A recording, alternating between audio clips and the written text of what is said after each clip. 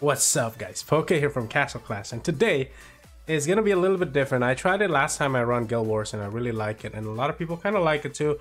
So we're gonna talk about random stuff, not random stuff, important stuff while we're doing Guild Wars. So just quickly to run to show you what heroes I'm using for Guild Wars. Usually is this 2 damage dealer, of course. We have the freeze, and we have the utility. We have the healer, and we have the other healer and utility. So first question, I'm live streaming, so people are asking me questions. Why do I not use Anubis? Because in today and age, it is a different strategy. I have been trying it. I have been liking it, to be honest, because watch this. If I do this, like, I always see heroes are getting split up and stuff, and I don't think that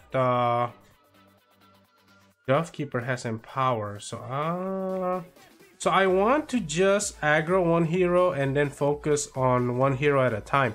Anubis, usually after he gets rid of all the troops, what happens is he aggroes everything, so everything kind of like hits my hero all at once, which is kind of bad sometimes, especially if they're all super damage built, so my heroes can get one shot one at a time. But like this, if you see all these dragons, well, not this base. This base is a bad example, but you'll see later in other bases. Like, I can really pick off one hero at a time without aggroing specifically a Lavanica, or who knows if there's a really hard-hitting, say hard-hitting Skeletica plus hard-hitting whoever's auto-proc. Then he can proc at me at the same time, and then boom. But maybe I'll bring back Anubis again though in the future. Well, we got lucky down. We didn't even lose any. We didn't even use troops. So let me fill it up real quick. I think when I was raiding earlier, I lost some troops because I accidentally dropped it.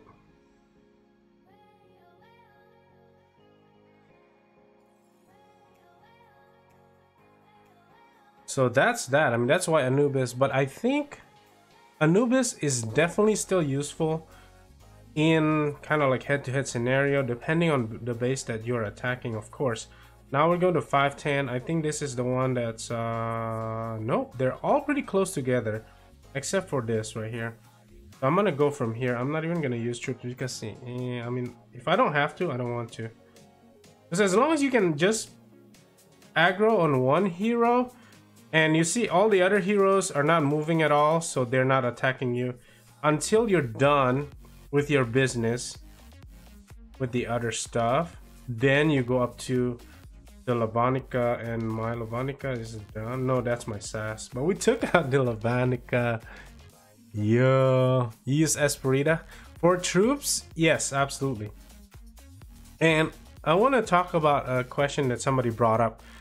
There is so many strategies in Guild Wars that you can use, and there is so many things that you claim it works, but to some people it doesn't work. To some people it's harder, some people it's not. Let me see who's trying to text me at 7:30 at night.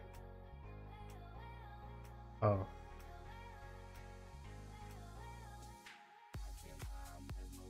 Yeah. So, I mean, there's the... Let me sorry, this is uncut, okay, uncut. So next is gonna be, so let's say you have like a really cool strategy or whatever, sketchy strategy or whichever Ronin strategy and stuff like that. It's all really a lot of fun to play, but it's all different in different level of the game. Hey, what's up? 435 here. Yeah, so you have to find what's good for you and your heroes. Like for me, I luckily found this combo that works for me. What's up, Snake ICC? I am recording. This is an uncut Guild Wars video, and we're talking about the game in general, and then Guild Wars offense strategy. So like this, right? When I'm taking out this shenanigans over here, I don't have to worry about this Skeletica proccing on me, because I know if one or two heroes are auto-proccing on me, my heroes are gonna be gone. Look at my Lavonica went down once already, I believe, but I have revived, right? So nothing's going on. We're like, hey, we're just chilling over here. I'm not even worried about these 2 heroes. You don't have to aggro those 2 heroes if you don't need to. It's like the strat. What is the level of my gold vault?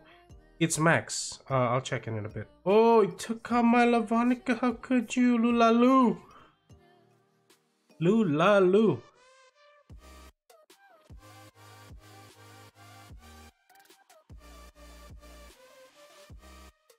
Lulalu. So gold vault is 25 is max. Hey yo, Ghosty. Eventually it won't. What pet am I using? So the pets I'm using for my Guild Wars offense is Elephant. So my pets, most importantly, my pets, what I use is best for Lost Battlefield. So it's not really for Guild Wars. Unless I really struggle a lot, then I will make changes. Like right now, I noticed there is no Bubbalo, right? Well, you know, it should have been. If it's head to head, I should have brought Bubbalo, but it's not. For me, the gameplay, it makes me happy like this. If it works, I don't have to change it. When I go to Lost Battlefield, I just change one pet and I'm ready to go. So it's a different case for a different account, because sometimes you don't have the luxury of having the same setup for every game mode. So what else? Oh, between the free-to-play and the pay-to-play talk about either heroes or rewards, I still think, I mean, I'm sorry to say, the heavy pay-to-play kind of broke the game a little bit. I mean, come on, you guys got to take a little bit of responsibility. The ones that are like spending. At the same time, they're the ones that are actually testing stuff. But at the same time, they're the ones that are breaking stuff. You know what I mean? So it's a double-edged sword. The game becomes sophisticated, so sophisticated. Everybody has Empower and stuff like that, which it's impossible for the free-to-play. Let's say the heaviest spender only spends $100 a month, right? Then it is definitely possible for free-to-play to catch up to pay-to-play, if you know what I mean. So I don't work for IGG and stuff like that, but I do see why, and I play a couple other games too, and I do see why the gap has become so big. It's because the range of how people buy, and between even the casuals and the one that are not casuals. But with that said, let's leave the last one real quick. With that said, right? If you think about it, let's say you own a guild, you don't have to be in the top 10 guild to enjoy the game. Like I can hop into a top 300 guild and still enjoy the game, and goofing around, trolling and stuff like that, and actually mentor some people who are growing their account, just started playing and stuff like that, because you can be in the top 500, you can be in top 3,000. T-Dub is in the top top 500 guild or something like that. It doesn't mean that they're not having fun. It's just that it's a different mechanic, and then you get to have fun different ways and stuff. And this is the might, sorry.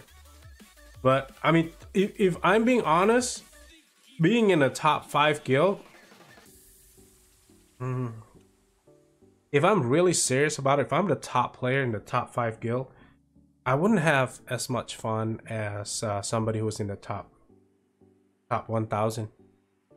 Top 1,000 will have a lot more fun, because I could be using like a Mectessa and solo a base or something like that. It's more interesting. Just being honest here. Must be rough. So let's get the last base real quick. Yeah, to be in the top 5 guilds, sometimes if you are like, if you're used to certain things and then they release something so broken that you have to get it, if not you can't catch up, then you start to stress. You're like, oh my god, 9/9 is available right now. What if all the top players have 9/9 heroes? Now my altar might become obsolete. But if you're in the top 500 guild, you don't have those issues. Like I remember, you know, one of my favorite guild was a top, what was it, top 500 when I started joining. It was top 500, become top 300. For the longest time, we didn't really care. It's like, hey, you know, this hero's release. Okay, if we're lucky, we roll it. If not, no biggie. We just hopefully roll it next month or something like that. And then Fortress Feud rolls around, or something, or Torch Battle. You'll see non-evolved heroes and stuff like that. It's super cool. But look at this over here. We just chilling, and this strategy is working for me right now. You'll see if you follow me, especially there is some rough times for specifically my altar to go through heroes and go through guild wars, but this is probably one of the luckiest. I want to say lucky. Yeah, yeah, but that's my opinion about being free to play or being pay to play or being in the top guild or being not in the top guild. I have a lot of friends who has monster accounts, but they are not in the top guild, and they're happy with it and stuff because there's not as much pressure. It's like, because rating's the same, everything is the same. It's just that when you're playing guild wars and stuff like that, everything might change. But I am, yeah, so let me know if you like this kind of guild wars video. When I attack guild wars, hard or easy, I'll be talking about some other stuff, kind of like goofing around, talking to the stream. Sometimes yes, sometimes not. And thank you so much for watching. As always, you guys are awesome, and you know what to do. Okay, out.